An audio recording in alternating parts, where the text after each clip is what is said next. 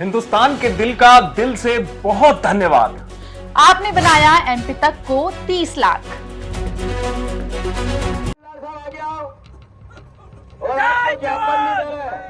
थोड़ा पीछे खसक जाओ। ये सोयाबीन मेरे ज्ञापन में इसके 6,000 के भाव की आवाज भेजो। ये धन्यवाद। एक हाथ में माइक, दूसरे हाथ में सोयाबीन, आसपास खड़ी भीड़ और सामने खड़े थे तहसीलदार साहब। शुरुआत में मैंने जीतू पटवारी का वो अंदाज आपको दिखा दिया। ज्ञापन देने गए थे, तहसीलदार साहब को सोयाबीन दे आए।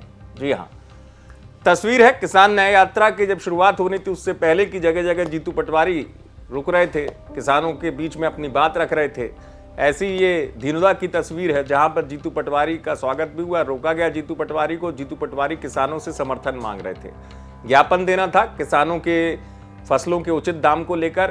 तो प्रशासन के अधिकारी मौजूद रहते हैं। तो इसी दौरान जो शुरुआत में मैंने आपको तस्वीर दिखाई थी, वीडियो दिखाया था, जीतू पटवारी के सामने थे तहसीलदार। उन्होंने सीधे कहा कि ज्ञापन नहीं दूंगा, सोयाबीन दूंगा और वहां पहुंचा देना, मतलब ऊपर तक ये आवाज पहुंचा देना सोयाबीन की कि किसानों को दाम उचित नहीं मिल रहा है। इतना ही नहीं, जीतू ने वहां पर जो मौजूद किसान थे उनसे सवाल भी कर लिया माइक लेकर कि क्या उचित दाम मिल रहा है या नहीं। सुनिए।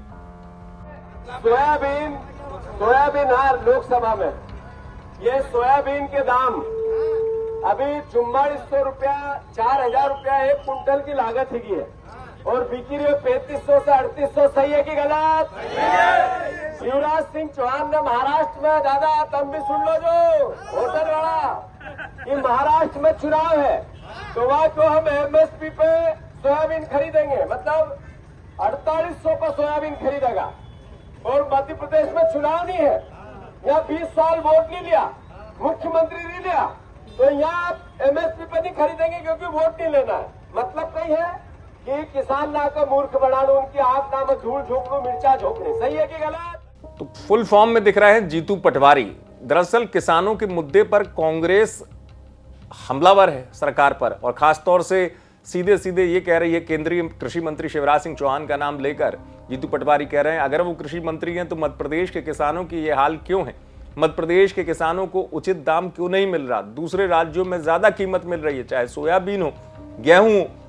इसी को लेकर दरअसल कांग्रेस जो है वो मध्य प्रदेश में बड़ा मुद्दा बना चुकी है किसानों के मामले पर, और सरकार को घेरने की तैयारी भी है, ताकत भी कांग्रेस दिखा रही है।